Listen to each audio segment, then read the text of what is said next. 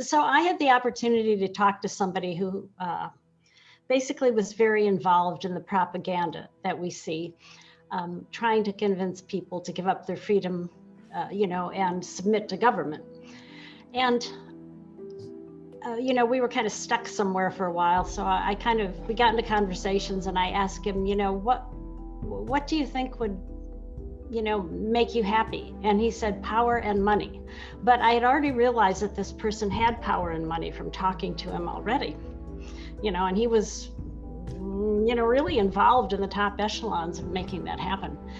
So I realized I hadn't really maybe, he hadn't really gotten to the bottom. So I asked him again, I said, well, you have power and money. What would make you happy? And he thought a minute, and he said, well, I think for me to be happy, I would have to feel connected to humankind. And I don't.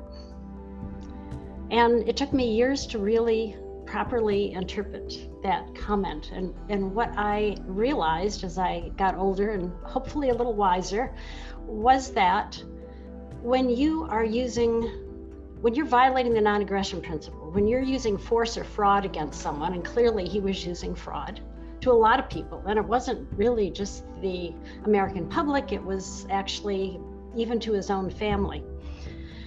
When you use fraud or force against someone, before you can do that, you have to mentally and emotionally separate yourself from them, because you have to think that they can't handle the truth, that they're stupid, and you can convince them to do something against their own interests or some other separation in how you think about them. You don't think of them as one with yourself. And so once you go down that path of creating that separation, you lose your connection to the rest of society, to humankind, to your family, whoever you're doing it to. And once you lose that connection, you have already forfeited probably your happiness, because I think as humans, we are engineered, programmed, if you will, to want to be not separate, but to have this connection. It's part of what makes us happy. And so I think that the people who are using force and fraud against most of us actually would do better if they didn't. They would be happier people. And the power and money that they seek is what they think will make them happy. But actually, even when they have it, it doesn't. And so I've concluded that really what we're talking about isn't just good for most of us or the people who aren't in power, but it's actually good for everyone. And that's one of the reasons that I have a lot of hope, because we're selfish.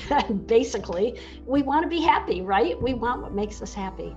And that's a good kind of selfishness, because it's going to drive us to understand the things that have been talked about today and embrace freedom, not just for ourselves, but for everyone. Because if we don't give freedom to everyone else, we can't get it for ourselves.